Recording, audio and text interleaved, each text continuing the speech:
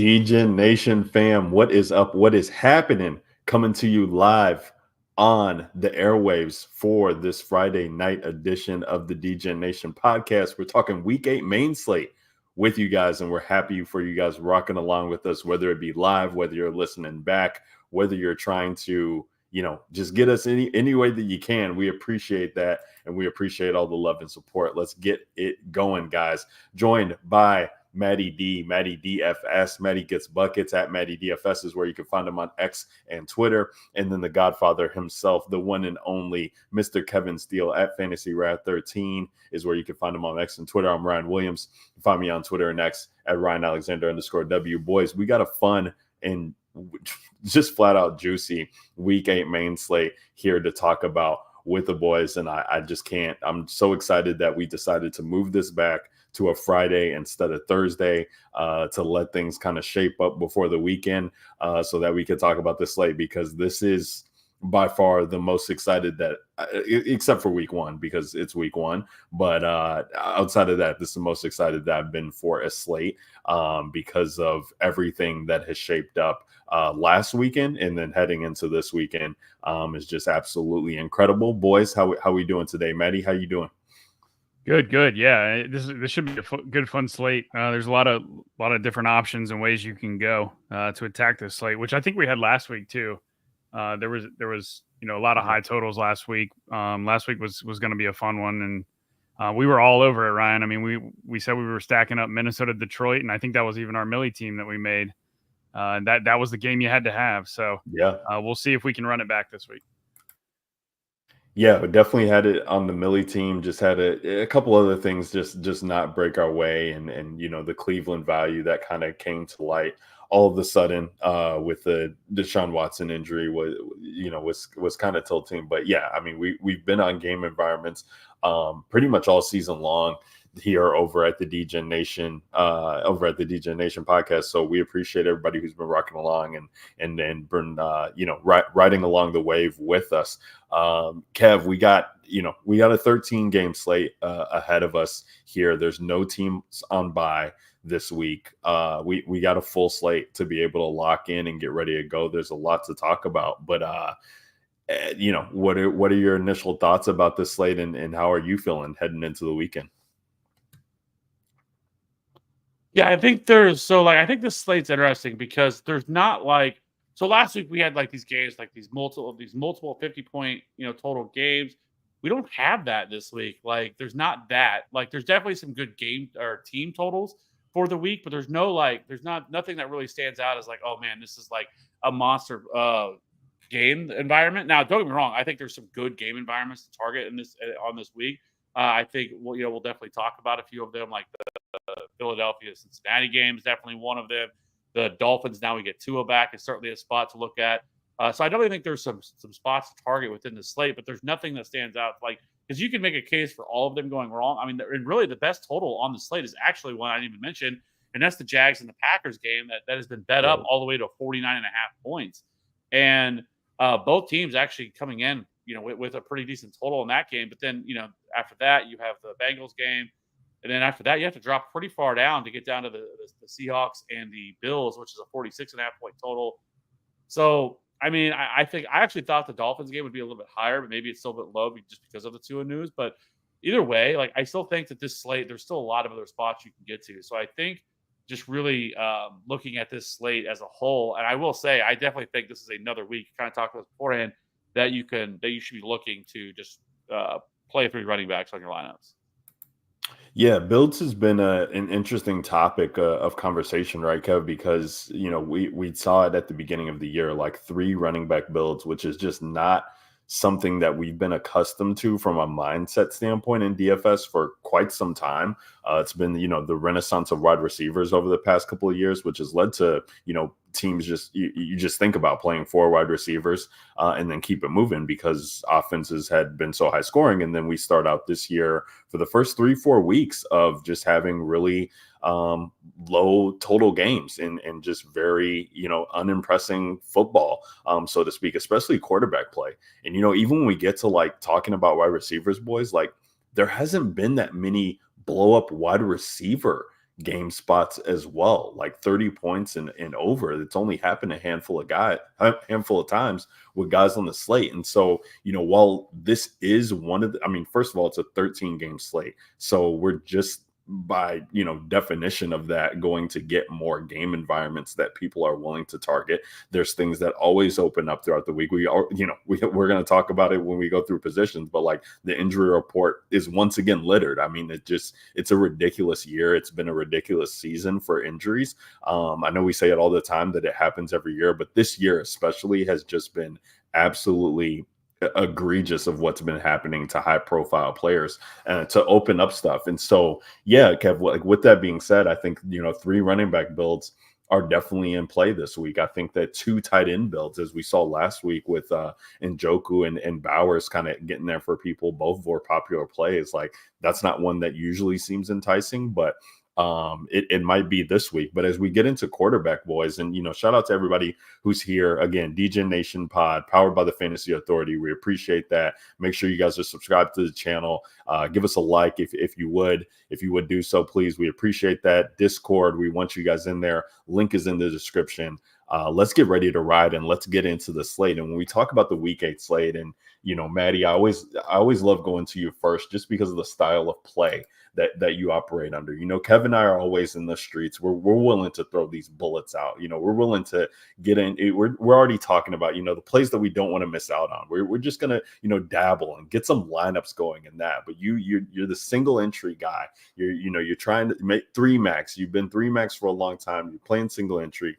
You play in some of the streets that don't have that many people to play against. So your core is always really defined and really really buttoned up. But when we talk about a slate like this, Maddie, with 13 games, we have the Tampa Bay situation. Okay, that opened up so much value on this slate. We got the Cleveland situation, which opened up so much value on the slate with Jameis starting. And then running backs is just littered with so much talent and so many people that we want to get to. I say all this to say, Maddie, that there are so many different routes that people can go, but time and time again on the show, you've kind of hyped about game environment, targeting the one game. What's the game that you need to have and don't miss out on? And we've seen that. Let's take Detroit last week, for example, right? Like we love that game environment, and it was just like, how can you get Amon-Ra and Jefferson? Like these might be the 2 best plays. Like, don't worry about all the other value. Like, if we get these 2 guys right, let's play Tim Patrick. We put Tim Patrick in the Millie lineup. Like Tim Patrick goes out there and scores. Like this is the type of shit that we deal with on these slates like that. So like all of these things lead people in different directions, and it just might not matter if you have the game environment right. So long-winded way, Maddie, of asking you, how are you viewing the slate through your lens? What are you doing? And what's standing out to you when you talk about the quarterback position? Yeah, I think this year more than any other year, we really have to continue to expose ourselves to the games that are going to go nuclear, because as you saw last week, right, when Minnesota and Detroit lapsed the field, if you stack that game, it's such a low scoring slate across the board because no other games are doing what they're doing, and you just have those guys, and so you just automatically are in contention for taking down tournaments. Now, when there's games like let's say 4 or 5 different games on the slate are going over that 50 total, there's a lot of touchdowns across the board. That's when you don't need to load up on one game, right? You can get pieces from different games. But, when we have these lower total games that are occurring, partially due to bad quarterback play, partially due to how defenses are playing today, and it's just really lending its hand to lower scoring games. And so you really need to focus on those games that can go back and forth. And I really think that there's only 1 or 2 that can do that this week. So that's where I'm going to be focused. I think Cincinnati and Philly is one of them. I mean, that's 2 really talented offenses on both sides of the ball, and 2 defenses that haven't really played defense over the last couple of years, including this year. So I really like Burrow a ton. Burrow's really easy to stack with. We know it's Chase. We know it's Higgins. It's pretty straightforward there. And I mean, Moss and Chase Brown, haven't really been a thing. Yeah, they're involved, but those guys aren't scoring all the touchdowns for Cincinnati, and Philly's pass defense is not great and very, very beatable. Cincinnati's at home. So I really like Cincinnati. I love the Burrow doubles this week. And on the other side, we know that the Philly offense is going to push them all game. I mean, Hurts is good enough to score. He's got AJ Brown healthy. He's got Smitty healthy. Saquon Barkley is obviously, on a warpath this season, continuing to smash week after week. So I trust the Philly offense to put up points this week, and I think Burrow's going to have to throw to win the game. And I think that's one game that can go back and forth. Outside of that, I mean, if you trust Jameis to put up points, I could see Baltimore and Cleveland ending up in a little bit of a shootout. Jameis has never really had issues with putting up points. His issues have come with turning the ball over. So, if you think that he can make that Cleveland offense, at least somewhat competitive, then Baltimore and Lamar and all those guys are obviously in play. And especially if Zay Flowers, is he actually ruled out yet?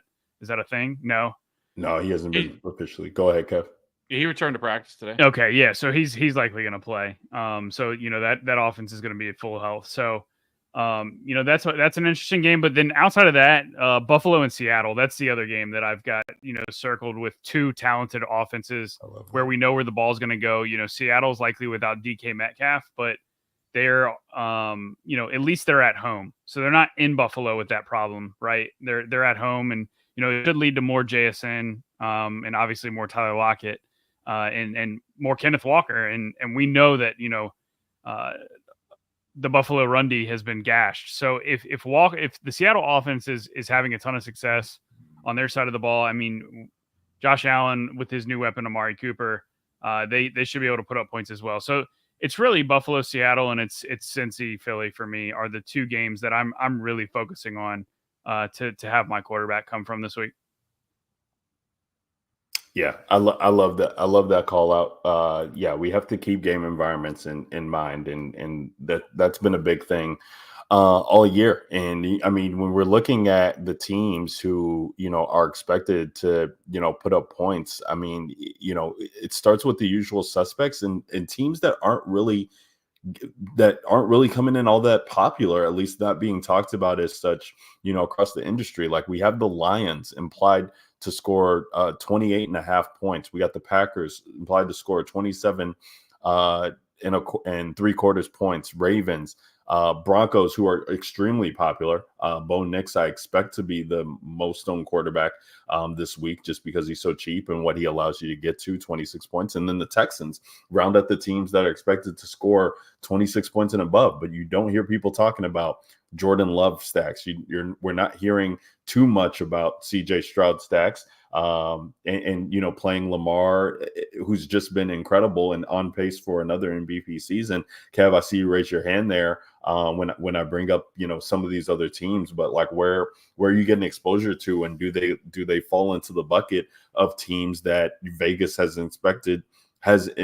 implied to score the most points on the slate? Well, first on, I'm not playing Bo Nix. Like Bo Nix, I think last I saw is and he's going to be the quarterback. Yeah, he's strong. It's just a terrible game environment. Like the Broncos have the best defense in the league, and anybody thinks that. I mean, I would be floored if Bryce Young without Deontay Johnson is going to walk into Denver and be able to keep this game a game. Like I don't think it's going to happen. And so I don't even know if Bo Nix will even throw the ball 20 times. And so I just think that it's a terrible play in my mind. I get that he's on the cheaper side, but like who you sacking him with, who you playing him with, like the game environment's just not there. And if you're truly wanting to pay down for a quarterback, just pay for Jameis. Like at least we know what you can get from him. They have some weapons there, Njoku, Jerry Jeudy, Cedric Tillman, who are all super cheap. The Ravens have been terrible against opposing quarterbacks, opposing wide receivers this year. You can't run the ball against them whatsoever. And so, like, if you're going to pay down, if that's what you're looking for is a cheap quarterback, just play Jameis. Or Mariota. I'd play Mariota over Nix. Yeah, you can do that. We'll see how Jane Daniels actually sounds to be a little bit more promising than what originally was. He actually was able to return to practice today. And then, so he's basically a game time decision now. So we'll have to see on that if Jane Daniels might play that game. But so the ones you brought up, right? So here's what I'll say. I will say Jordan Love, I think, is one of the best values or best plays on this slate. Like you've already mentioned, they have the second highest applied team total. The Jaguars defense allowed 285 yards passing and 2.2 touchdowns per game to quarterbacks. Love is averaging 270 passing yards and 3 passing touchdowns per game so far this year. And some other things to look at: the Jags run man coverage at the highest rate in the league, and they have allowed the 7th highest fantasy points per dropback when playing man. And against zone, the Jaguars play cover 2 at the highest rate in the league, and they allow the 4th most fantasy points per dropback at that as well. And I think so. So the frustrating thing here, I think, when people look at Jordan Love is like, well, who do you tackle with, right? Because there's so many different pass catchers, and some of it does make sense. Reed, Wicks, and Dobbs have all seen about an 18% target share this season, so there's no like real standout option here. But I do think if we just peel back the curtains a little bit and look and see how these players have played, like I mentioned, the Jags are a very heavy man defense. And Jaden Reed has actually been horrible against man coverage. He's averaging 0.10 fantasy points per route run, which is one of the lowest rates in the league against man. But Dontavian Wicks has been a baller against man coverage, averaging 0.82 fantasy points per route run. So I do think that Wicks is in play, something that you could look at here as a stacking partner. You can still play Jaden Reed because on the flip side, I mean, they still play zone coverage over 50% of the time. And Jaden Reed has just absolutely destroyed zone coverage this year. So Jordan Love, I definitely think, is in play. Like, the game environment's there. We want to play teams against the Jags. Highest total on the slate. The Jaguars offense is good enough to push the Packers to have to do something here. And so Jordan Love, I definitely think, is in play. And I think that is a game environment that can definitely get there. The one I will say this about the Cincinnati Bengals game and the Eagles. Now, there's 2 rules of thought here, because I think on one hand, when you look at this game, you look at these 2 offenses and the defenses, and you can paint a picture how this game could go nuclear. But I will say that these 2 teams have been 2 of the slowest paced teams in the league this year. They have not been very fast paced, so that worries me a little bit with this game environment, that it could get there. But I will also say, and these teams have also played the Browns with Sean Watson, and they've also played the Giants, which are 2 really bad offenses. And I think that skews the numbers a little bit, because we have seen in other games like Cincinnati really struggle, at times their defense has. And so I think some of that can be thrown out a little bit. Same with the Eagles. The Eagles haven't had to do a whole lot on the ground or in terms of their defense. And so I do think that maybe some of that can be skewed a little bit, but I still think this game environment does worry me a little bit, because if you look at it, so like Joe Burrow, for example, has been pretty solid this year. But I think there's some things that actually caught me off guard when I was digging into this game. That while Joe Burrow is averaging 20 DK points per game, 251 passing yards, and 2 touchdowns per game, he does have 7.78 yards per attempt, which ranks 9th. But his average depth of target is only 25th, and he's not throwing the ball deep at all. He's 29th in deep throw rate this year. Everything has been underneath because of the cover 2. But one thing that really stood out to me was T. Higgins has actually seen a higher target share than Jamar Chase this year. T. Higgins is seeing a 26% target share compared to only a 20% target share for Jamar Chase. And T. Higgins is actually seeing a 42% first read target share compared to only 25% for Jamar Chase. So it has been drastically in T. Higgins' favor with a lot of this. Now, I will say T. Higgins popped up on the injury report today with a quad. Like, that doesn't worry me as much if it was like a hamstring or something, but we'll see if he's able to play, because if he doesn't, then I think it just leans much more into wanting to play Jamar Chase. But I think if you're wanting to play this game, T. Higgins does make a lot of sense. And then on the other side, with the Jalen Hurts thing, Jalen Hurts hasn't been really good this year. I mean, he's only averaging 219 passing yards per game, only 7 passing touchdowns this year. Now, he does have 4 rushing touchdowns, but he is 27th in red zone pass attempts, so they've been much more comfortable with handing the ball off to Saquon Barkley and not really throwing the ball as much once they get to the red zone, which worries me with Jalen Hurts. And they're also 26th in pace of play, which I talked about here. Now, I will say the Bengals have allowed the 5th most fantasy points to quarterback so far. They're allowing 225 passing yards and about 1.5 touchdowns per game.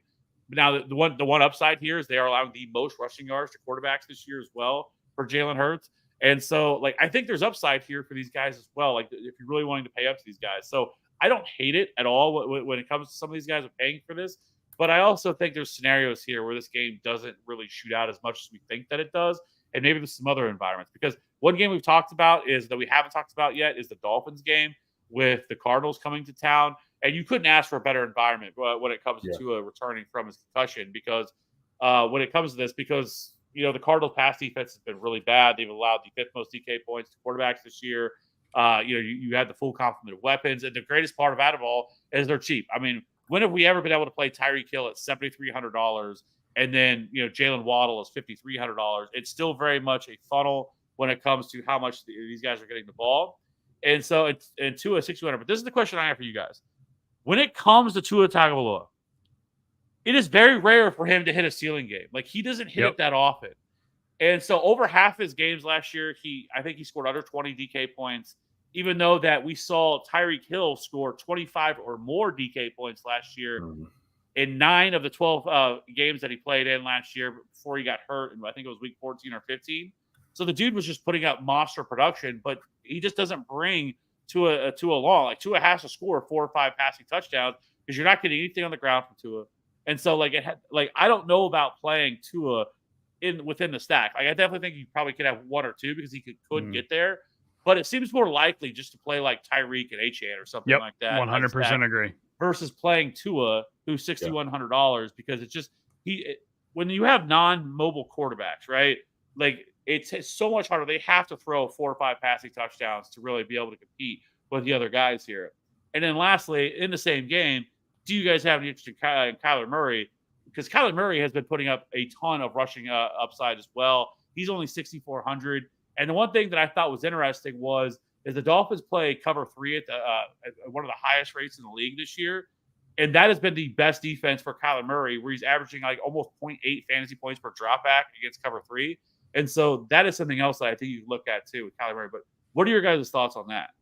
Hey, Kev, just Google Call of Duty. It just dropped. Yeah. Comes out tomorrow, right? No, it came out today. Came out today? Yeah. So that's my interest in Kyler. That's hilarious.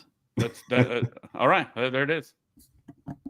No, I mean, it makes sense. Kev, the frustrating thing about the Arizona, I like Connor. Yeah, I mean, Connor, I just feel like is always in play. His workload is just absolutely insane. And Matt, we've talked about him on island slates already a lot this year. It's just so infuriating. Like, he has the rushing upside and ability to be able to get there, but it just doesn't always seem to transition as such. And the pieces around him, like, to even single stack him with are just not being priced based on the production that they put in. Like, it's so hard to trust Marvin Harrison at this price. He had this one blow up game where he goes for 40, and the team scored 40 in that game as well too. I mean, it just seems like such a thin and narrow thing that needs to happen in order to get him there. But yeah, I mean, I guess the way to play that, Kev, would be playing Kyler and maybe Connor, because Connor has such a propensity to get these touchdowns and passing work, and then playing both pieces, playing 2 pieces on the Miami side, and then not playing a pass catcher with him. Although, we'll talk about tight end, but I guess Trey McBride can potentially make some sense there. But it's just been a hard offense. It's been so expensive to be able to stack them with their production that when I start to do out like multipliers on points needed, it just doesn't seem all that feasible to get to with, especially with the value that's opened up on the slate. Yeah, and I think that makes sense when it comes to, because really it's really been the offense and the way that they've ran the offense. Like I talked to someone. I hate Drew Petzing. Like, he's just, I don't know what he's doing. Like, they're down and they're still trying to run the ball, establish the run, and do all this stuff. And it's like, what are we doing? It is 2024. Like, open the offense up, throw the ball. But I get that point as well. And then the other one we haven't really hit on as much, but is Lamar Jackson. Lamar Jackson's been a cheat code. I mean, every single week, the dude is just absolutely mashing 27.6 DK points so far. I mean, the low points, he scored 17 in week 2 against the Raiders. But other than that, it's 22 and above. I mean, multiple 30-point performances. He's been an absolute cheat code. And actually, the way to play him, which is crazy to think, has actually been stacking him with Derrick Henry, because when his big games and Derrick Henry's games have come together.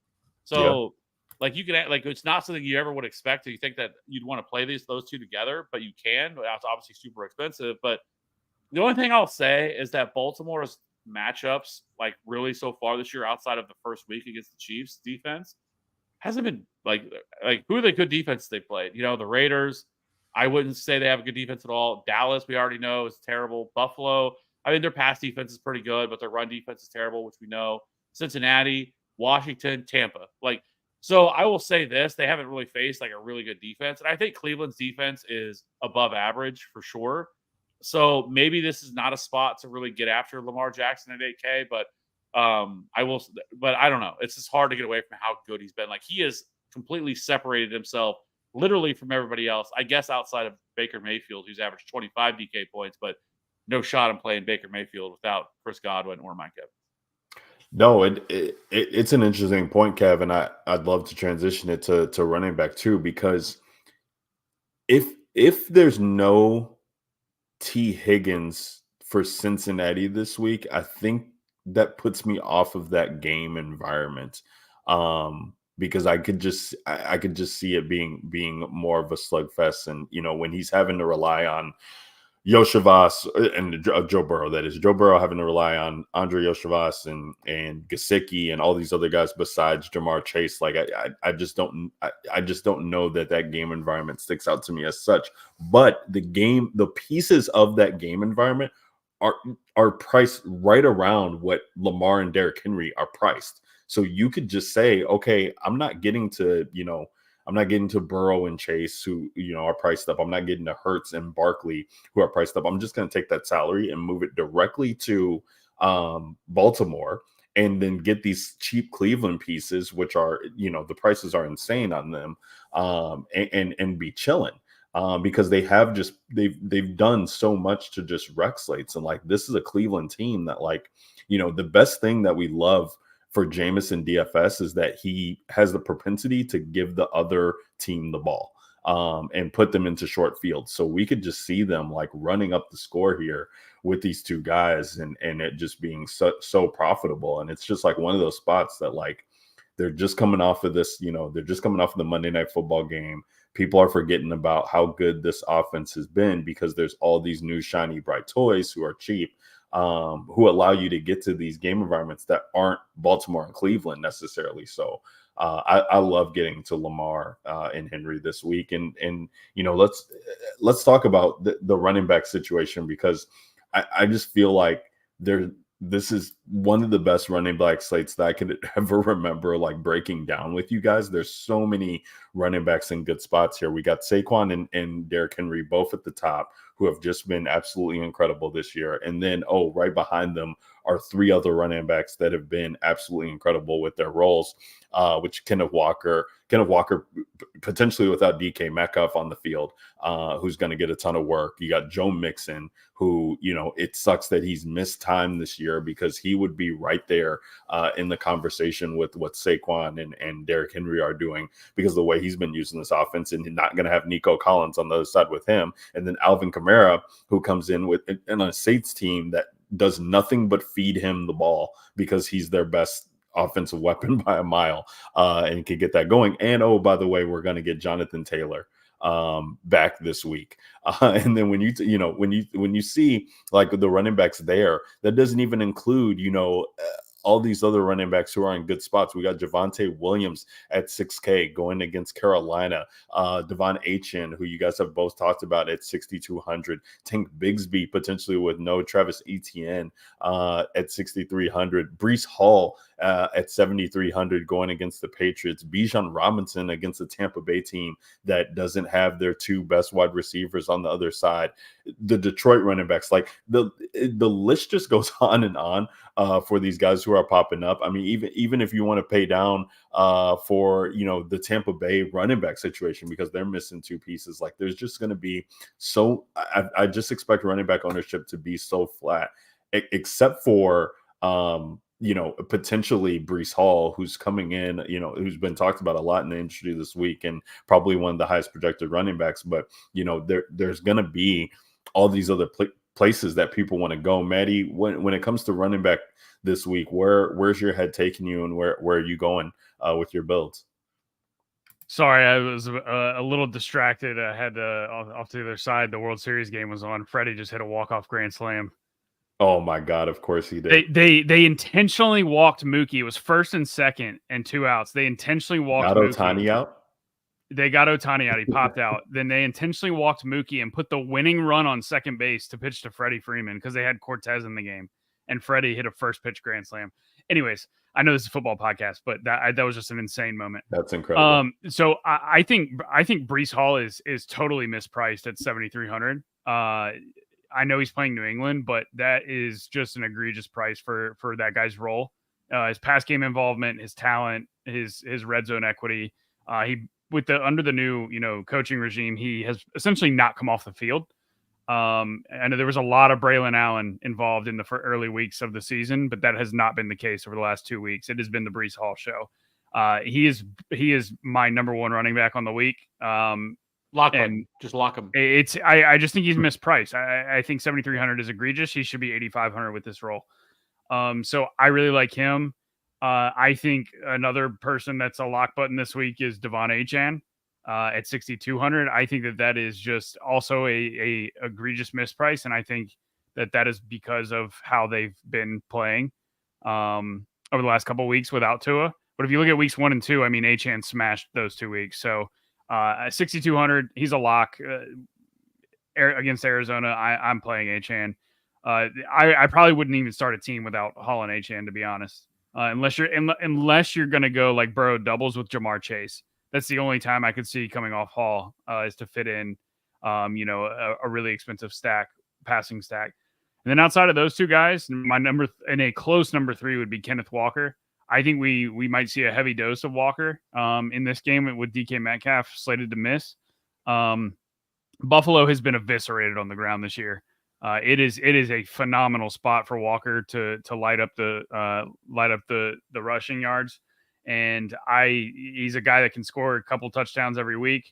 I mean, heck, he caught a touchdown last week, so he can be involved in the pass game, and he might have to be with no DK. So, right. He had 8 targets 2 weeks ago, 7 targets in week 5. So he can be involved in the pass game if they were to get down early. And I actually was not really on Walker, especially for DFS purposes coming into this year, and that's because he historically hasn't shown a ceiling. But I mean, this year, he scored a 34, he's shown us 23, 21, 22. So he's been pretty consistent in the low 20s, and he did show a game of 33. So definitely a better output than what he had last year, because last year was a lot of like high teens. And so paying like the 7K tag for him was not something I ever wanted to do. So, he's 7,800, which is the reason I have him ranked number 3 behind those other guys. But I do like Kenneth Walker a good amount this week. Yeah, he's had a phenomenal role. And like you said, the matchup is just so juicy for him, Maddie. I mean, he goes out and puts up that performance coming off of the flu. Like, we didn't even know if he was going to be in the game. People were planning their lineups for Zach Charbonnet last week and on Saturday going into Sunday. And then we get the, 10:30 inactives come out Central Time. And he ends up being, a key piece to the slate. So he's been incredible. I agree with you, Maddie. Like, with Zach Charbonnet being there, I thought it'd be more of at least a 60-40 type of share, but he's just been leaps and bounds, the man and the cog in this offense. And the other interesting thing is that we had Geno Smith last week throw for 2 touchdowns for the first time all season.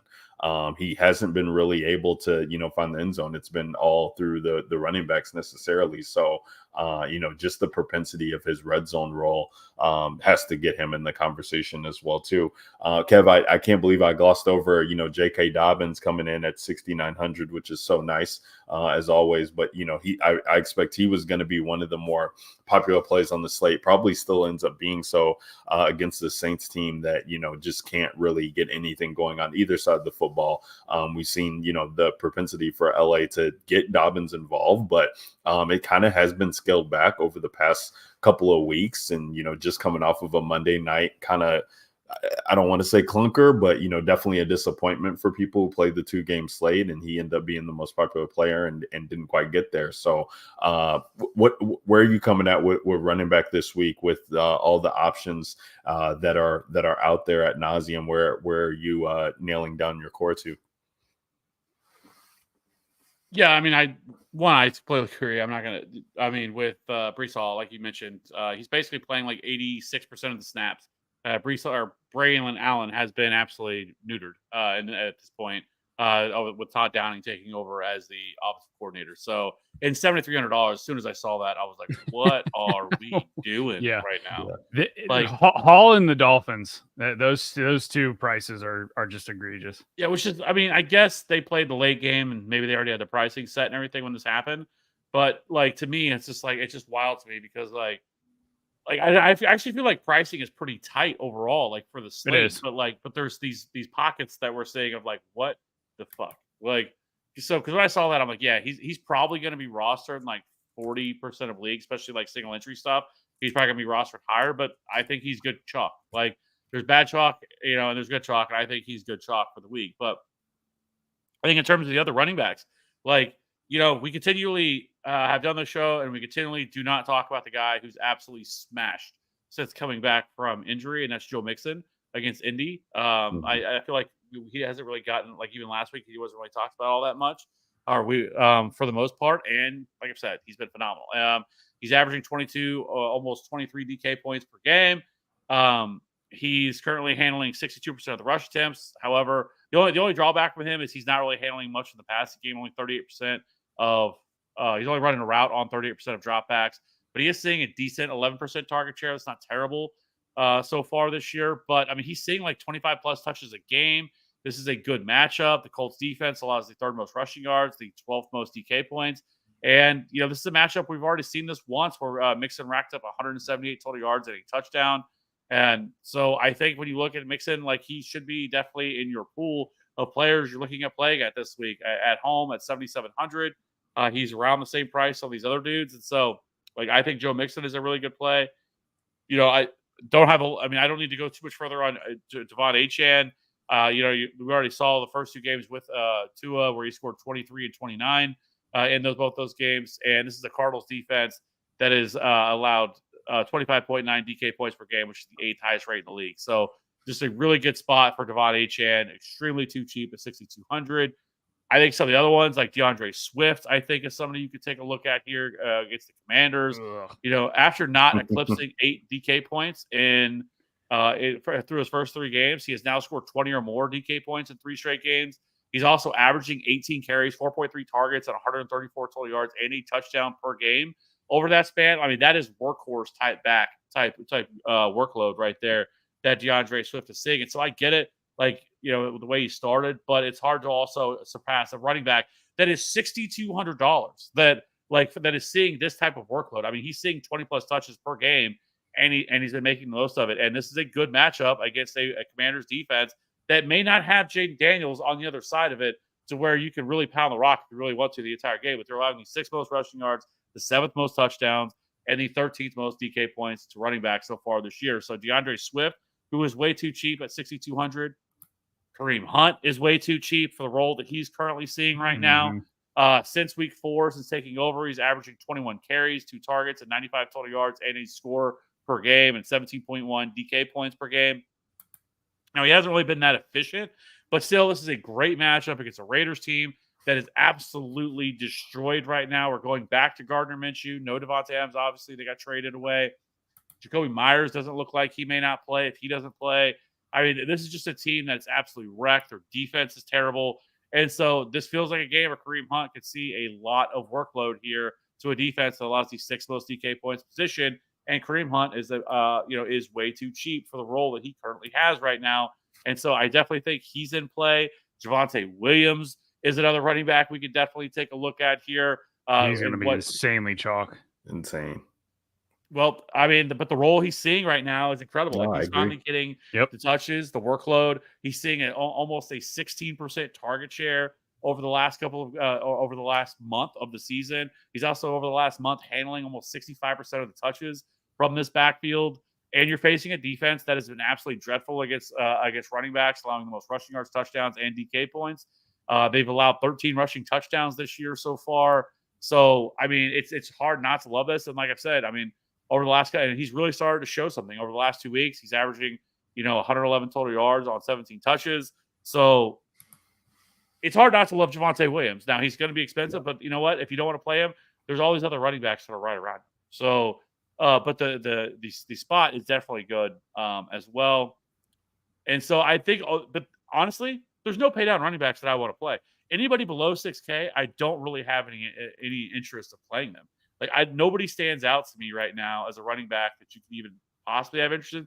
Like maybe Chase Brown, but they split the ball so much, and the Eagles have actually been really good against running backs this year. Rashad White, if you think that he's going to continue to see the same sort of pass catching uses, but that's been kind of a three-headed monster. You know, everybody else, I'm not playing Alexander Mass. I know he's the starting running back. I know he's seeing a lot of touches, within that backfield right now. But the Chiefs have been absolutely elite against running backs this year. They have shut down every single running back that they have faced. That includes Derrick Henry. That includes Bijan Robinson. Like, no running back has done anything against them, and I'm not expecting Alexander Madison to start it. So there's no pay down options at running back. And so I think that leads you to wide receiver. And I guess the question is like, if we're wanting to pay for all these like more pay up options at running back, how do you fit in these higher priced wide receivers? I actually think there's a good amount of wide receiver value. Oh, there's a lot. And we can talk about when we get over to wide receiver, but I'm just saying, if you're wanting to pay some of the higher price guys, like how are you going to get there if you want to pay up for all these running backs? Because I don't want to play a running back below 6K. No, I agree. I wouldn't play running back below 6K. Yeah. I mean, you're able to do it, Kev, because of the missed prices for some of these other players. I mean, even if you play if you play Tyreek, at 7K, if you pay cheap tight end, cheap flex, running backs that are in the 6K to 7K range, like it can be done. Especially like you can maybe you play Jameis at quarterback too, and then you're able to get like two high priced wide receivers with value on Cleveland and the running backs and it's possible for sure.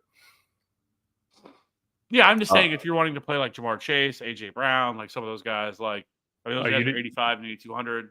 That's what I'm saying. Though. You can play. Like last week there was zero value. Like there was nobody.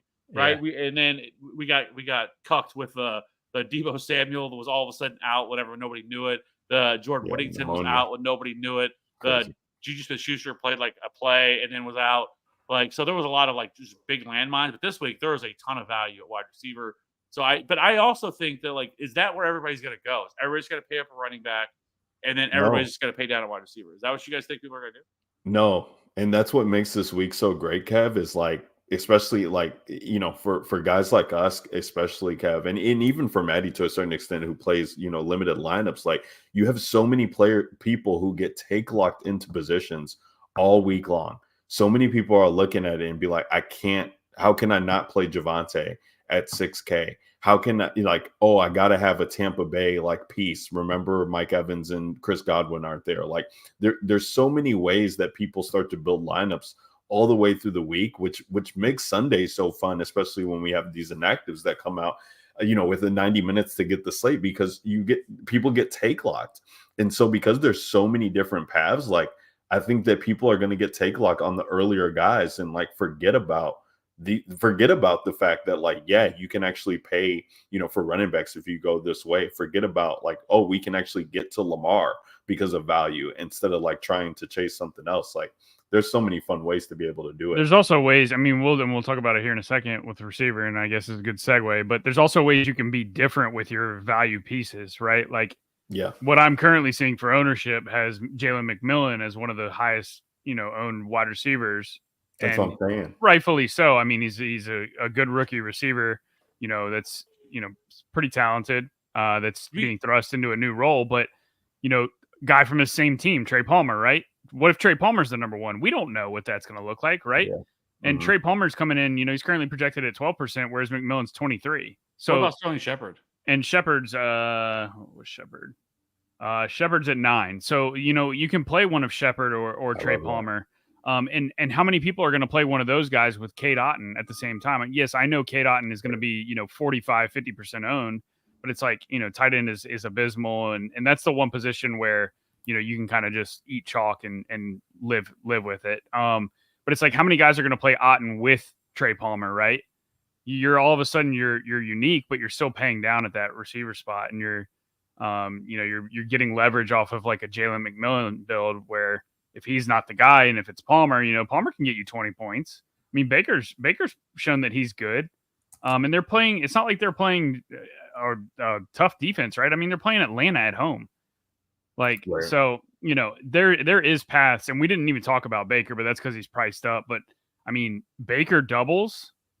Like, I mean, that's the pass catchers are free. Otten's 3,600. Palmer's 3,500. Like, that's $7K for 2 pass catchers. And if Baker throws for 300 and 3 touchdowns, which is 100% possible against Atlanta's defense, I just think that there are ways you can get different. And I think the Trey Palmer and Sterling Shepard are 2 of them. We may get Yoshivas as a top value if T. Higgins were to miss.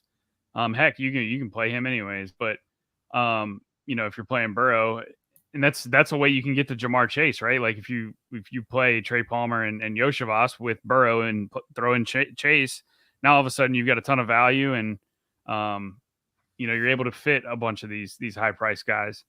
So I think there's and then that doesn't even talk about the Cleveland Brown guys either. Cedric Tillman, Elijah Moore, Jerry Jeudy. I mean, those guys are all in play with Jameis Winston at quarterback. I mean, he's going to chuck it. He's going to sling it. And how many times have we seen Jeudy get open on film, right? And it's like whether he dropped a pass or his quarterback just didn't throw the ball to him.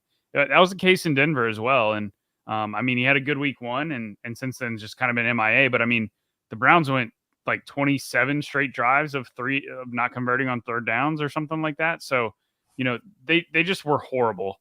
And Winston comes in and immediately throws a touchdown. So, I do think that they're one, they're going to have to throw in that game. But 2, I think they're going to be a little bit more competent on offense. Even if Winston does turn the ball over, they still should score. So I think the Cleveland guys are in consideration as well. So there are some cheap spots that we can go. Yeah, no, man, you're hitting on it at wide receiver. Like Jerry Jeudy is one of my favorite plays, I think, on the slate this week. I mean, he's 4,800, but like his profile, and I'm not a guy who's in the weeds on the analytics and things like that, but just from watching him play over time, like this guy's profile fits exactly with what Jameis wants to do. Like he's going to get so many deep looks and shots, especially against this Baltimore team that we keep talking about, Maddie. Like we have to keep continuing to attack this Baltimore defense. Like they are absolutely abysmal. They beat themselves every week. They commit penalties. They're getting PI, but they're also getting beat bad. The secondary is getting beat bad by explosive plays. And so to be able to get these guys, and I think people, start to chase, like Cedric Tillman, who I don't think is a bad play necessarily, but like he had a rapport with DTR. Like they were, I believe, college teammates, right? And so like those type of things start to manifest themselves. And like that could be why we saw Cedric Tillman get so much work, because they, for whatever reason, wanted to give Thomas Robinson, some run last week, even though we know he's bad. I think they're high school teammates. High school teammates.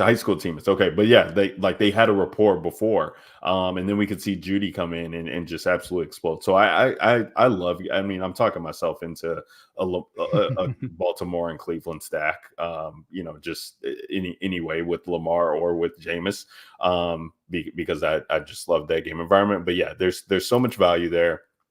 Love the call out with the Tampa Bay guys. Again, one team who does have college connection is the Tampa Bay Buccaneers. Sterling Shepard and Baker Mayfield, both playing at OU together, and like they, there's a reason why Sterling Shepard's on the team. Like that could come to fruition over the McMillan chalk that you alluded to, Maddie, and love getting leverage on him or Palmer, because that's fun. I mean, there's so many ways that things can go. Kev, I'm curious to hear where your head's at, because, you kind of talked about Jordan Love, and, last week I talked about playing Jordan Love if we could get 1 or 2 of those guys ruled out. Didn't want to play him if nobody was ruled out, and lo and behold, he goes out there and is still able to do the magic with some of these guys. If you're able to get the correct guy, like it could pay off. And Romeo Doubs, who comes in at, I believe, 5,200 this week, or maybe he's priced up now. Yeah, 5,700. He's definitely carved out a role since he's been, put on his little timeout and had to have that suspension or whatever. But he's had a role and been able to carve that out for himself. So I think he's interesting. We got a new guy in KC who you could talk about, but I think this is the first slate where we've actually had some decent mid-range value at wide receiver, which makes it really fun to be able to talk about, those running backs that you were alluding to, Kev, to be able to pay up for, because these guys priced in the low 6K and 5K range are absolutely appetizing. So where's your head at, Kev, for wide receiver this week? Yeah, I mean, I think I've talked about a couple of these guys already, but if T. Higgins plays, I'm going to be in on T. Higgins. I mean, he's cheaper. I just talked about some of the stuff with him earlier. That's about how much more he's seeing volume compared to Jamar Chase. I was actually surprised when I saw that, especially the first read target share of 42%. So I do like Higgins if he plays. I think Dontavian Wicks, who continues just to rack up touchdowns, but he's also, like I said, he actually over the last 4 weeks has the highest target share on the team. He has 19% target share, so he's continuing to see targets, even though that he has struggled to catch them at times. But they still are hitting him with targets. Schematically, this is a better matchup for him.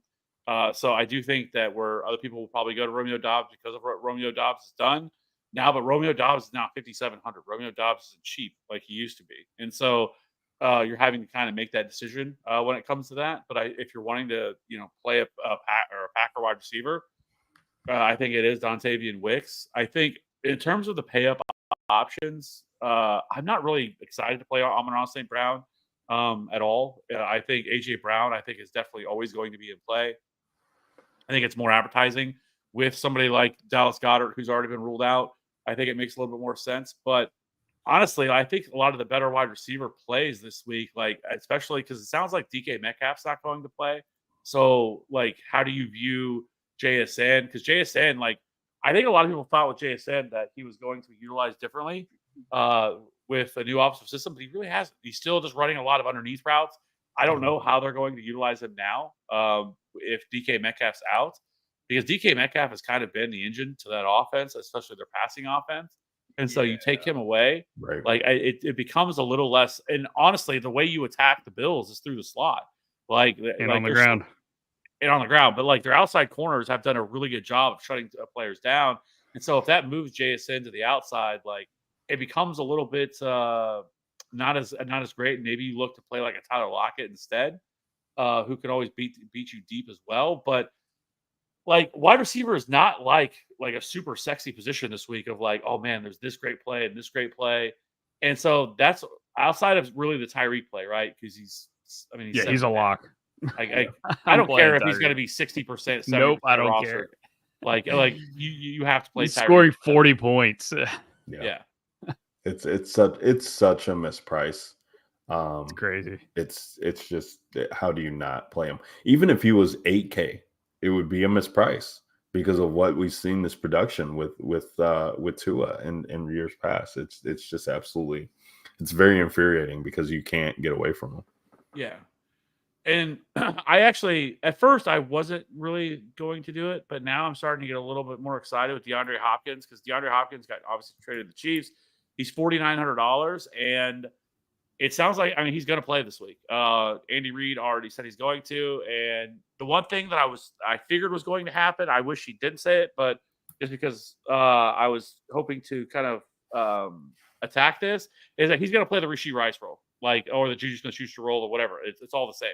He's going to be doing a ton of underneath crossers, and that is the most lucrative role within that offense.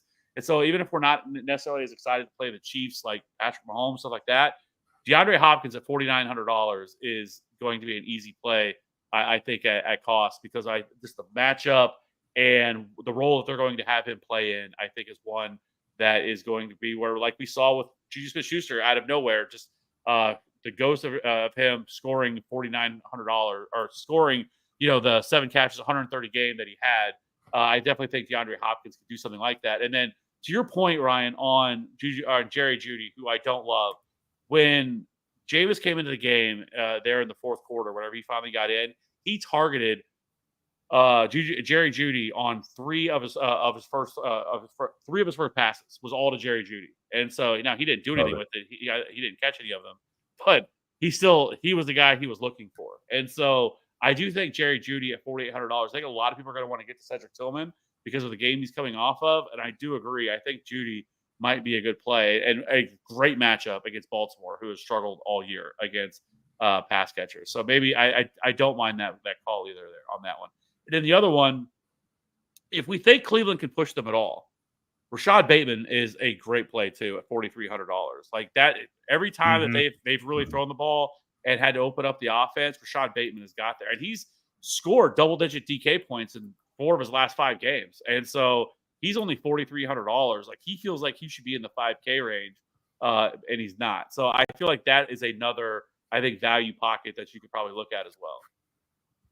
Yeah, no, I mean it's absolutely littered. I mean it's littered this week when you get 6K and below at the wide receiver position with guys who stand out. And yeah, I mean it makes sense. Like yeah, if I'm playing, I'd much rather play Bateman, and of course on the teams where I'm playing Lamar than on the reverse side with Jameis, because I'll probably just play Derrick Henry and maybe Zay Flowers, because he just has a propensity to just rack up so many yards, which is just painful, thinking about that Monday night slate. But I digress.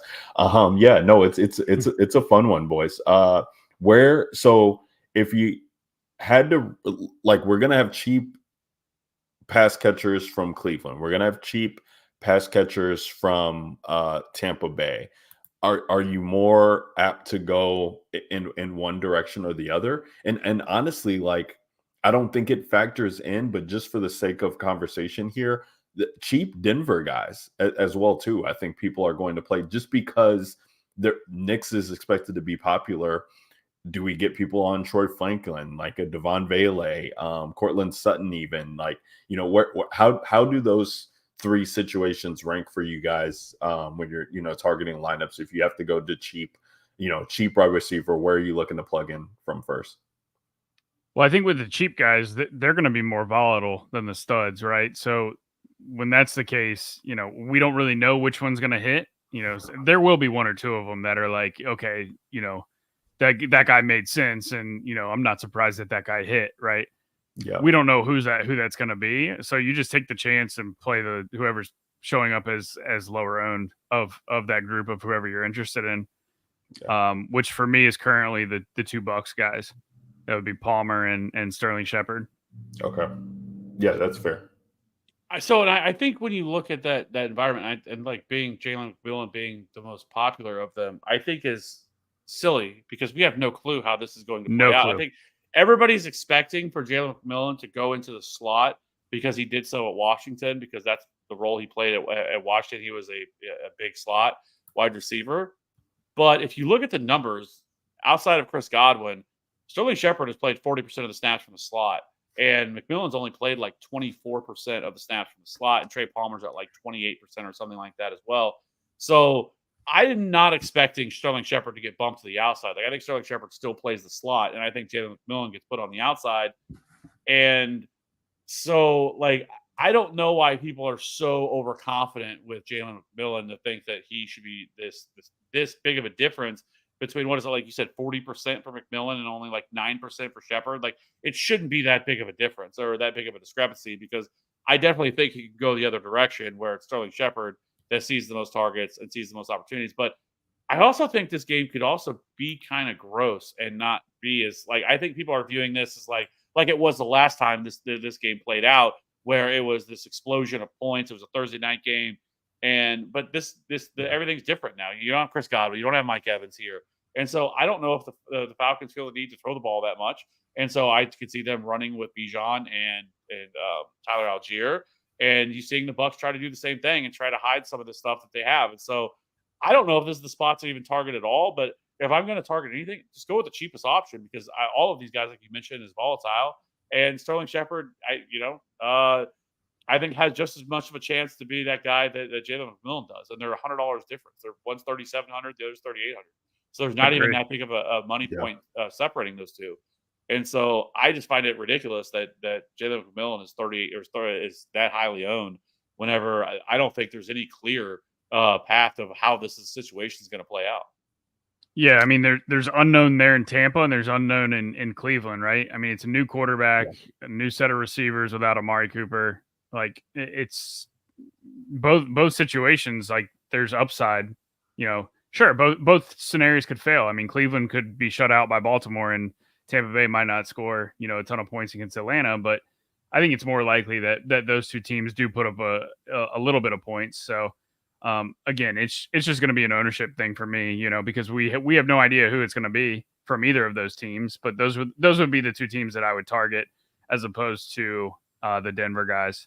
I'm not playing any Denver guys outside of Javonte Williams this week when they're all going to be that popular, especially with Bo Nix, as because if Bo Nix is popular, you just want him to not do anything. You want him to throw for 97 yards and a touchdown, right? And that's it. If he's doing that, Javonte Williams probably having a big game or something, or the defense is has 2 pick sixes or a punt return for a touchdown, which absolutely could happen too. So weird things can happen in that Denver game. So that's just the one game, if you made me pick somebody, it'd probably be Franklin, but I'm not going there.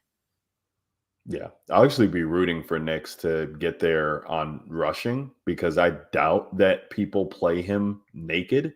I expect they'll play him with at least one pass catcher or play him and Javonte together and just hope that Bo Nix just gets, the rushing touchdowns himself. I think him and Javonte have like 85% or something like that of the rushing touchdown work for Denver. So like, you people play them together and just be like, all right, I hope to get all the touchdowns in this offense. But like, yeah, if Nix gets, 28 points or whatever, but he has 2 rushing touchdowns and, nobody else is putting, up work that makes a difference. Like I'll be cool with that. One other spot that I guess we haven't talked about like at all. But is there any interest in Devontae Adams? No. Who's $7,100. The Patriots pass defense has not been very good. Like it is definitely one you can exploit. I mean, we just saw Trevor Lawrence have a really solid comeback against them. But I just look at Devontae Adams, who's barely 7K, saw 9 targets in his first game now in a much harder matchup against Pittsburgh. But I don't know. Like I was just looking at that spot and like I could see Devontae Adams seeing 12 targets. Like, and you also have Allen Lazard, who's not going to play. So in terms of just like, I feel like it could be a very concentrated target share between him and Garrett Wilson. But I don't know. Like, they're not super expensive, but like, I mean, we know Devontae Adams could score you 30 points. And so like, he's kind of I think that would be super low owned just to get a little bit different. Who's expected on Gonzalez, Kev? Or who's Gonzalez expected to cover? Matchup wise. Well, Adams can go to the slot, which I don't know that Gonzalez follows the slot. Because that's where I would like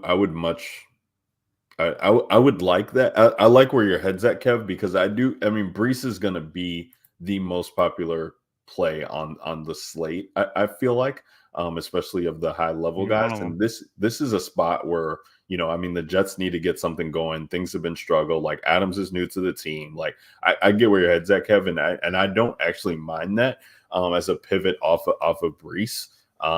Because I could see Rodgers just trying to force feed some work here in a matchup that, like, let's be honest, like New England has been giving up, points in bunches to the teams that they've, been facing against. This is supposed to be a get right spot for everybody when you see them on the calendar. So we could see that going, but I would want to target the guy that Gonzalez wasn't going to see.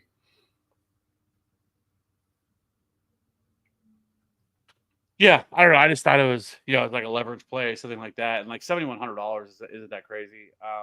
The Patriots, they've allowed the 10th most DK points to wide receivers. Like it's not a bad spot, So yeah, I would only target it in some high field or large field tournament exposure to get off of Brees. I wouldn't do it on single entry or even 3 max. But yeah, I think the leverage play there or the pivot play to getting to that guy based off of where the touchdowns are going and that offense is great. Before we get to tight ends too, I just wanted to bring this guy up because we haven't been able to talk about him in quite some time. He's been on 2 London slates back to back, but Brian Thomas Jr. has absolutely been incredible. I mean, this wide receiver class just continues to, look great, and he's been, a standout of that class and really been putting it on the map as of recently because of Neighbors missing with the concussions. But he's 6,400 in a home game against Green Bay. Green Bay defense is, they've actually allowed some points as well, but they've been very opportunistic and things of that nature. But I expect Jacksonville to have to throw and put in work here. He's $6,400. I just want to bring him up because he's been incredible. Has over 22 DK points in 3 games this year already. And will be in a matchup where I expect Jacksonville to have to throw. So would not surprise me to see this guy put up a big game as well. Let's talk tight ends, boys. Tight end is maybe a little bit more digestible this week than it has been in weeks past. We do get Njoku priced up. He's your 4th highest tight end on the slate at 5,100. I mean, it makes sense based on what he was able to do last week, and I don't expect that to change with Jameis, even though he saw a lot of that work come to fruition with 2 quarterbacks there. But he's been absolutely stellar. McBride we kind of talked about earlier, but it's been tough to try and get there with him, but going against Miami, that could be some interesting correlation there for mini stacks. Kelsey and Bowers are at the top. And we know what Bowers has been doing. We'll see if Kelsey, can get going against the Raiders. Kev, this is like his matchup, right? Like every year, the Raiders, Kelsey usually is able to put up some numbers against them. So always curious to see what he comes in at, especially ownership wise. When we're talking about the mid-range here, there are some things that do stand out. Mark Andrews all of a sudden has come, out of the woodworks to be able to score 3 touchdowns in the past 4 games, I believe it is, or maybe it's 3 touchdowns in the past 2 games. He's hit his stride. I've been targeting Dalton Schultz a lot since Nico Collins has been out, and he's 4,100. He hasn't. It's been disappointing, to say the least, because he hasn't found the end zone, but I think it will come, and that's a Houston Indy game that I have somewhat interest in many. So get there with him. Kate Otten is going to be the chalk of the week. He's 3,500. There's going to be some other interesting guys. I feel like in this range, there's no Deontay Johnson for Carolina. He's already been ruled out. Don't know about Adam Thielen coming back, but he could be activated. But Jatavian Sanders against Denver, he's 3,100. I expect him to get some love as well too, as he's been coming on strong. The guy that I wanted to highlight here at tight end, which seems weird, but this offense has just been so anemic that I think they need some help to get going. Taysom Hill is going to be back this week. He's 3,900. And we know that he's been utilized in a ton of different ways before, whether it be throwing the ball, catching the ball, running the ball, having a red zone role. This guy just always seemed to find the end zone, when he's out there and playing, because they use him in such a variety of ways. So he's just an interesting one that I wanted to call out because, I think this New Orleans team is going to need offense from somewhere. And this has been a gross position for the most part all year. So he could be interesting. Funny, as we talk about mispricing here on DraftKings, you have a mispricing on the other side as well too with Dalton Kincaid. We don't get that luxury here on DraftKings, but he's the minimum price on another popular fantasy site this week. So it's not just DraftKings who hasn't been pricing players appropriately. It happens everywhere. Maddie, where's your head at with tight end this week? How you feeling about the position? It's hard not to just click Kate Otten and move on. I mean, tight end is just so gross week in and week out, right? That like even if Kate Otten gets you 6 points, I mean, does it kill you? But he's like the one guy that where it's like, okay, he probably projects more likely to get 12 than anybody else on the slate. That's in that price range. That saves you some salary to get you the running backs and receivers that we talked about. Yeah. I mean, sure, yeah, Kelsey Bowers in a vacuum, right? I would pick those guys over Otten every time, but we're obviously playing a salary game here. And so it's like if he's going to project similar to those guys anyways, like it's like I'll save the 2K salary and just play him. I mean, I guess the one guy that could compete with him in terms of, being a salary saver would be the return of Mark Andrews, who we've seen come to life over the last 2 weeks. 15 and 20 points on a offense that's going to score touchdowns. He's 4K. I mean, we know the Ravens are going to put up points, and if we think Jameis can do it on the other side a little bit, I mean, Andrews in a Cleveland piece. I mean, I really like that idea of a mini stack, like Andrews and Judy. Like that's a fun mini stack there. It's like, Otten's going to be 40% owned. So, I mean, if he gets you 10 and he doesn't kill you, maybe Andrews gets you 20 again and scores twice. So, I mean, there's definitely ways you can go, but it's hard not to like Cade Otton, but I do like Mark Andrews and Njoku as well. I'm gonna have 0 Cade Otton. Like Cade Otton, has never been like a good tight end. He's always been so mid. You don't have to be good to catch passes. But see, here's the thing. But this is where I disagree with you this week. Yeah. This is a phenomenal tight end week. There are there's 4 or 5 tight ends that I love this week. Brock Bowers for one is just an easy play. Such an easy play. The one the Chiefs, if you beat the Chiefs anywhere, it is with the tight end. The Chiefs are terrible against tight ends. Keep talking about it. I agree. Brock Bowers has seen double-digit targets in 3 straight games. He is seeing wide receiver 1, and he's 6,100. He is mispriced. Quarterback he should be priced like what we used to see. 3K more, Kelsey, right? Yes, yeah, but his chance of hitting 30 is. Oh yeah, it exists. Otten can't hit 30. Bowers can, but I think his chance of hitting 30 is higher than Cade Otton's chance of hitting 15, right? And I get it, he's $3,500. No chance. I don't know about that. No chance, Kev. No, I would disagree with that. We are grossly misplaying how good we think Cade Otton is.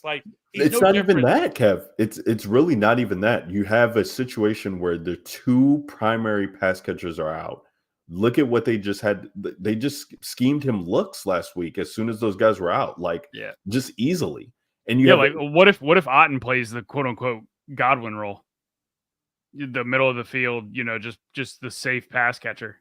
Even then, Maddie, it's what if he just plays the fucking Otten role and Liam Cohen actually has come out and said that they're actually not going to run 11 personnel as much. They're probably going to be running 12, or they're going to have 2 backs out there because their backs are actually prolific. And so right there, we're already able to cancel out one of the potential options for wide receiver because there's not going to be 3 wide receivers on the field as much as the field wants to think that there is going to be.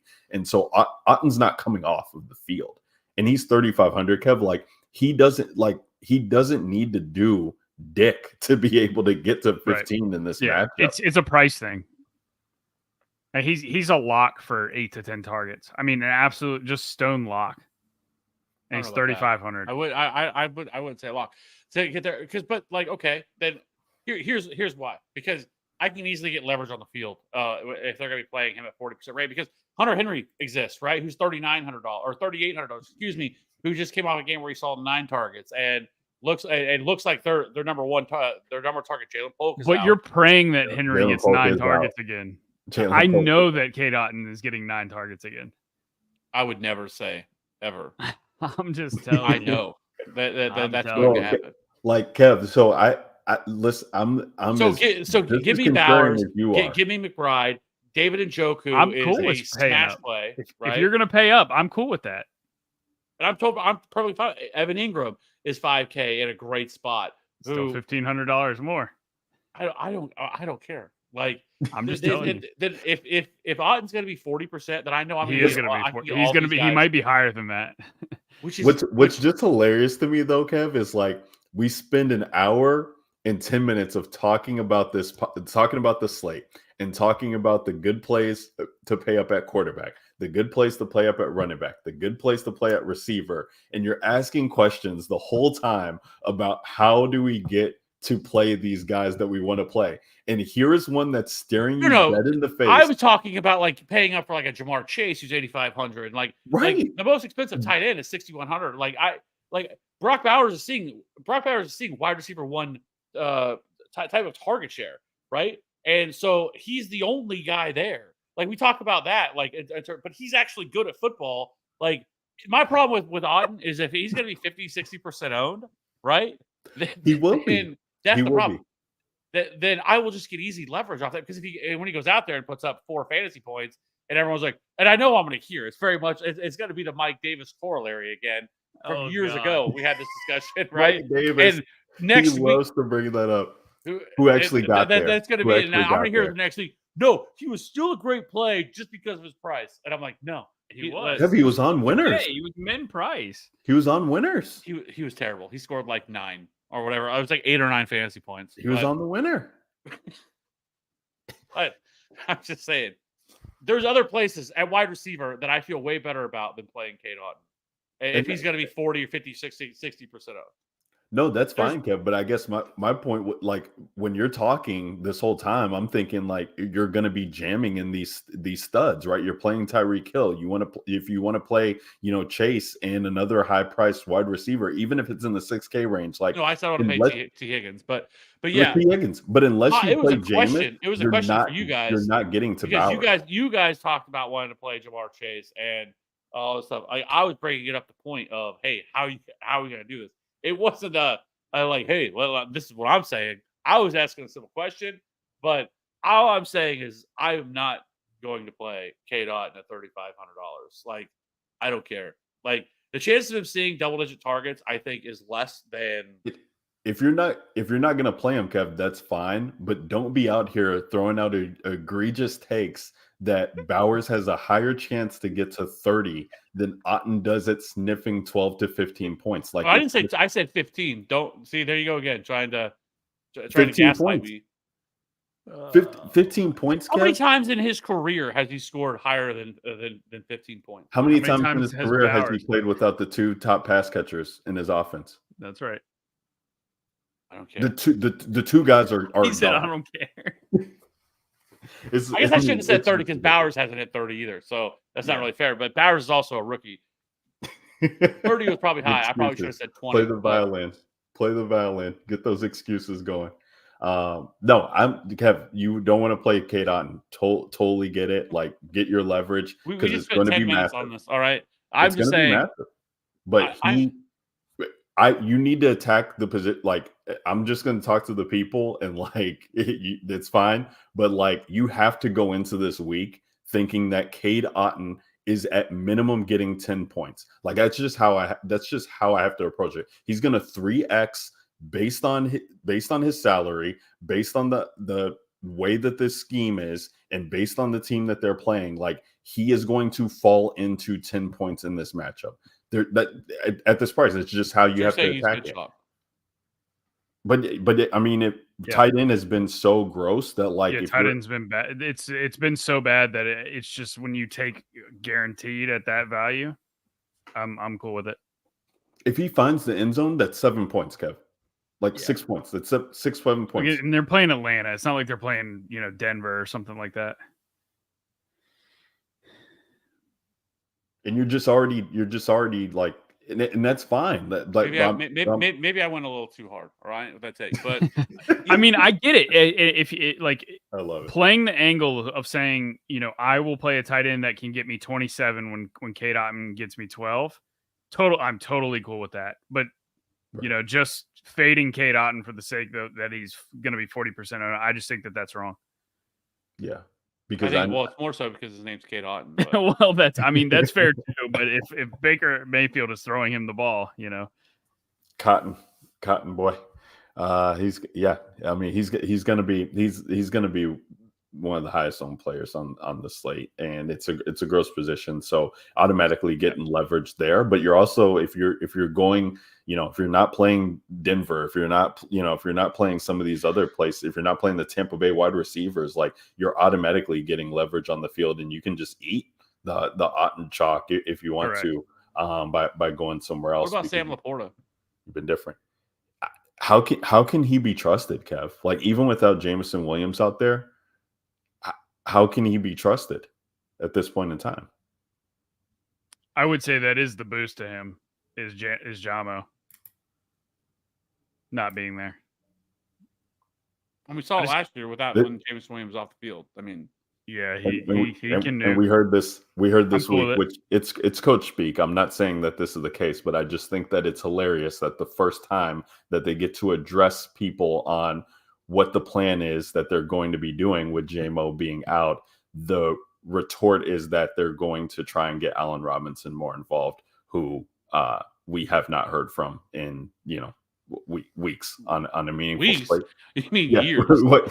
I mean, we only get 18 in a season, Kev, for regular season DFS purposes. So yes, it's been years. I would think Tim Patrick would just play Jamo's position. Yeah. No, I mean, listen, Sam Laporte is 4,800, Kev. I mean, that's it should be the spot here. Okay, they're implied to score points. The last 2 weeks, I've been on the Mark Andrews train, and I've been told by people from this podcast that you can't play Mark Andrews, and I've been right 2 weeks in a row. So just throwing it out there. Maybe people should be listening to me when it comes to tight end takes. Okay. Hey, we say names on this podcast. We say names. The two other people that are on this podcast. I didn't say anything about not playing Mark Andrews. I think we could roll back the tape from last week. Might have been me. Roll it back. Might have been me. I'm playing Mark Andrews every week. But it wasn't last week because they were on prime time, but it would have been 2 weeks ago. Yeah. I played his ass on prime time too. Tron just said Dan Arnold has a better chance to get 15 DK points than Otten. You're not wrong. Dan the man. Dan the man. Oh man. Harry Arnold. Who else are you looking to pivot off Otten for, Kev? Dan Arnold. Is Dan Arnold? All right, so how about defense? No, but all I'll say is, like you guys said, the initial thought was that tight end was really gross this week, and I totally disagree. I think there are multiple extremely viable options this week, and they are happen to be pay-up options, but they're all in incredible spots. Like I said, Bowers, McBride, Njoku, Ingram, Kelsey to a certain point, but I'm less excited to play him just because his role is limited. But definitely Bowers, McBride, Njoku, Ingram, I think are all in play. I do think Laporte is a little bit more thin, but he's still 4,800. We've seen it in the past, what he can do. So we'll see on that. But, I think all of those guys are very, very viable options. And we can move over to defense now. But I will say when it comes to defense, it's not great. In terms of like the pay down, pay low. I'm sick to my stomach, Kev, that you would mention not only tight end being favorable, but you're looking for pivots, and you don't even mention your guy from last week, Mr. Grant Calcaterra, who's 3,200 and the direct pricing pivot off of K-Dot. Well, I mean, I said you might look at him, but like he also only saw one target. Like he's not. They just don't typically look for him. So like, well, they don't. The other guy that I did mention though last week was Jatavian Sanders. I mentioned that when he was 2,600, and they'll be without Deontay and Thielen. Yeah, and Tommy Tremble is really the main one that we care about there, and he's questionable. But yeah, Jatavian Sanders. But you already mentioned him, so I didn't feel the need to bring him back up. You already mentioned the guy. So look at that. I mean, I am all over the tight end. Like again, I feel like I should be the tight end. Like if people want to listen, like follow my takes when it comes to the tight ends. All right. If you want to be a sheep and just pause, Kate Otten, that's fine. Hard pause. When he gets you 4 DK points this week, I'm just gonna say. If Kate Otten is the highest scoring tight end on the slate this week, Kev, you are. I'm not even going to be on the show next week. I'm going to be sick. Muted for the entire segment. You're muted for the entire segment. Let's talk about defense as we wrap up this pod. Shout out to the DJ Nation fam who's been rocking along with us, getting the questions in the chat. Again, whether they're redraft or DFS focus, dynasty focus, it doesn't matter. We appreciate you guys rocking along with us on a Friday night. New time for the DJ Nation pod. It looks like that we'll be doing going forward for the second half of the season. We want to make sure that we have the information at our full disposal to be able to give you guys our thoughts as they shape up towards the weekend. So appreciate appreciate you guys. Again, subscribe to the channel. Make sure you like the video and get the link in the description get the Discord channel in the link in the description. We appreciate you guys rocking with us all season long. Defense, Kev, you said it's not that great, and yeah, it looks to be that way. How we usually attack defenses on the show is that we look at the cheap defense, what is our lineup, what fits in, and you just take the cheapest defense who's able to potentially rack up sacks and get some points, get some turnovers. The problem is that most of those opportunistic defenses just so happen to be at the top. So one thing that DraftKings did this week, I feel like is priced the defenses appropriately. I really do like getting to the defenses that are in the mid 3K range, even potentially the Broncos defense at 3,700. There's so much value on the slate that I feel like I can take some chances on defense this week to kind of lock things in. I mean, Carolina starting Bryce Hall is just, or Breece Hall, right? Breece Hall, Bryce Young. The names all come together, but Bryce Young starting is enough for me to just try and get to the 3,700 of Broncos defense, especially with Patrick Surtain expected to be back on the defensive side of the ball for them. So that's really juicy. But the Chargers too, going against New Orleans with the way that their offense is shaped up, they're 3,300. It is a short week for them, so to speak, coming off that Monday night game. But I think that's interesting. When we scroll down, you got to find some diamonds in the rough, but maybe there's a chance that Atlanta is able to shut out a popular Tampa Bay own team that is 2,600. The defense really hasn't been that great, but there's a chance. Patriots 2,500 against the Jets, make life rough on Aaron Rodgers. It's possible. Maddie, what are you thinking about for defense this week? Yeah, it's Broncos at the top if I can afford them. Like I mentioned when talking about the Bo Nix situation, is what if the Broncos have 2 fumble returns, or pick 6 or a punt return, that keeps the offense off the field, which is totally possible. So, Broncos D is actually leverage off of the offensive pieces that are chalky because it keeps them off the field. I like the Chargers for 400 less at home against New Orleans. Outside of that, it gets pretty gross pretty fast. I mean, the Patriots, I guess, at home against the Jets are definitely playable. It's not a preferred option, but salary saver. Yeah. Other than that, I mean, if you want ultimate leverage, you play Carolina's defense for min price in 2,300. If you're talking about ultimate leverage off of the Denver pieces, but I'm not going to click that button. So I'm going to try to get to probably the Chargers or Broncos if I can. Otherwise, I'll probably just punt with New England. Yeah, no, I think New England makes a ton of sense. I mean, Jacksonville, even at 2,300, if I needed, if there was 2,300 left and I had to play them against Green Bay with the way that Jordan Love's been turning the ball over, I could maybe be talked into them. Kind of, they're implied to score a lot of points, Green Bay, but if we can get some opportunities on the other side, that could be interesting. Kev, where are you at with defense this week? Yeah, I think the Chargers, you guys already mentioned it, but I just think there's a lot of things to like about them. I mean, the Chargers have the 3rd lowest pressure rate in the league, but the Saints offense has been pressured on 23.6% of dropbacks, which is the 9th highest rate in the league. And the Chargers have really done a really good job of turning the ball over, considering who's going to be a quarterback this week. They created a turnover on 16.4% of offensive drives, which is the 7th highest rate in the league. So whoever the quarterback's going to be, it's not going to be Derek Carr. I just think Chargers set up really nicely. The Chiefs is one you guys did mention, but I definitely have no problem playing them as well. A little bit around the same pricing as well. The Chiefs have gotten the highest pressure rate in the league at 32.6% of dropbacks, and the Raiders have allowed the 5th most sacks so far this year. So the Chiefs defense is definitely in play. And I also Green Bay, you guys mentioned, but they have been phenomenal. They rank 6th in sacks, 3rd in INTs, 1st in fumble recoveries, 24.5% pressure rates, top 12 in the league. Jacksonville has taken a sack on they have taken the 8th most sacks on the season as well. So I think Green Bay, Chiefs, Chargers, if you can get up to them, are in play. If you're wanting to pay less, especially if Jay Daniels is out you probably just lock button the Bears in. The Bears defense is $2,700. They have been phenomenal. We have seen Marcus Mariota can absolutely be terrible. Yeah, I like that. And so the Bears at $2,700 is just too cheap. With if Jaden Daniels were to miss, so I agree. So $2,700. I think if I was going to pay down, that's where I would look. Works for me. Yeah, love that call out. Let's build this lineup for the people, boys, and we'll go ahead and lock in Kate Otten on this Millie lineup.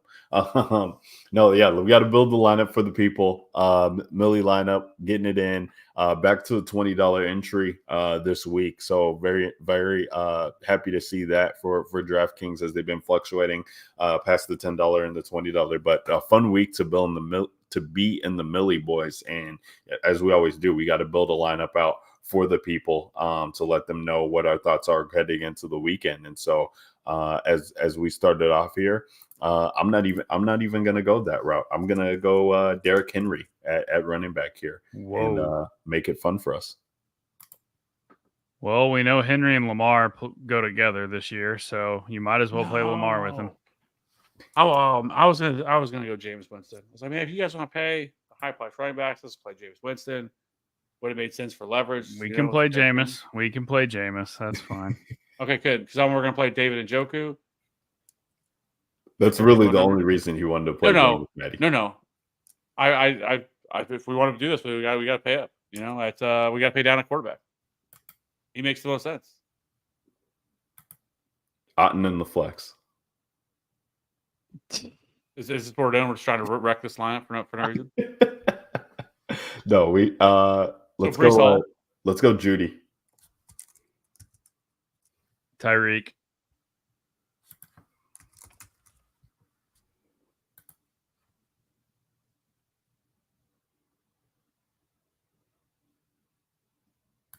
Brees Hall.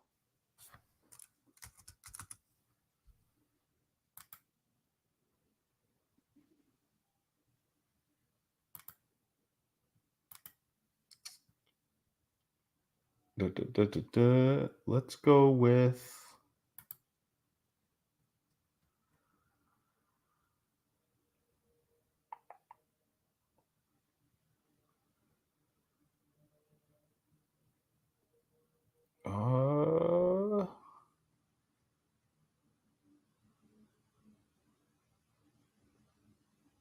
what happened? Ooh, there's a path. I see a path.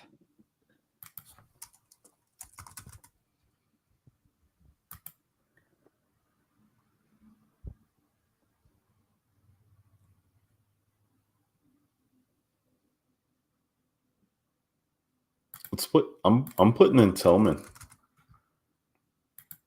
So we're gonna have a triple Jameis stack with Judy and Njoku. Might need it. Really? I feel like we had a pretty easy path there. I didn't think we needed that. I feel like we could play the Bears D. We just talked about that 27, and then it leaves 49 per position. I had Palmer in.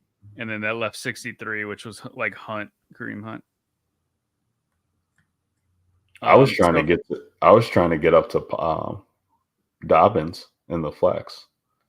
Tillman leaves 65 with the Bears D, which would be T. Higgins. See, the only thing I don't love about Dobbins, I didn't really bring it up because I didn't feel like it was really needed to talk about. We talked about so many running backs. Is they've actually lowered his usage recently, and so he's not seeing as many touches. So that would concern me a little bit. And I don't know if the Saints can really do a whole lot, and so be able to push them for more play volume. So that would be the only thing. I would prefer the Hunt, but but hey, it's your call. Whatever you want to do. Yeah, so I say stick with Tillman, triple stack, and play T. Higgins, or swap Tillman to Palmer and play Kareem Hunt.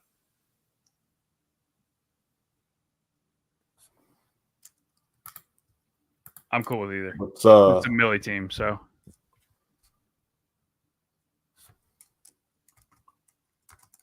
If we have, I'd rather play Higgins in a game environment stack. So let's go with Palmer.